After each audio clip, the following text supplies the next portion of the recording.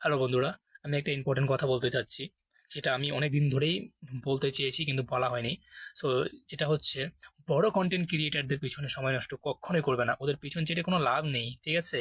যে সময়টা তোমরা ওদের পিছনে নষ্ট করছো, সেই সময়টা তোমরা নিজের কন্টেন্টের মধ্যে লাগাও, নিজের মধ্যে ইনভেস্ট করো। সেই সময়টা অনেক কাজে দেবে।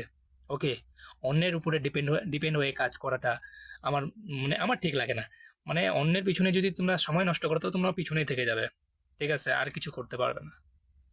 হ্যাঁ, ওদের লাইভে যাও, ওদের লাইভে গিয়ে সময়টা একটু দাও। ওখানে হাজার হাজার লোকজন আসে, ওদের সাথে পরিচিত করো। ওদের মধ্যে তিন চারজন পাঁচজন ছজন সাতজনকে ফলোয়ার হিসেবে নিজের বাড়িতে নিয়ে আসো, ঠিক আছে? কিন্তু সারাক্ষণ ওদের পিছনে পড়ে থাকবে, এই জিনিসটা করো না। পিছনে থাকবে ওদের তো পিছনেই থেকে যাবে। কারণ বড় কন্টেন্ট ক্রিয়েটারটা তারই বাসায় যায় যার বাসায় গিয়ে লাভ আছে ওর, ঠিক আছে? এটা আমার ব্যক্তিগত পার্সোনাল এক্সপিরিয়েন্সে বলছি। তারা তাদেরই বাসায় যায়, তাদেরই পিছনে একটু সময় দেয়, যেখান থেকে তাদের লাভ আসবে, ঠিক আছে? আদারওয়াইজ তারা একটা সময়ও নষ্ট করবে না আপনার পিছনে বেকার। মাথায় রেখো কথাটা।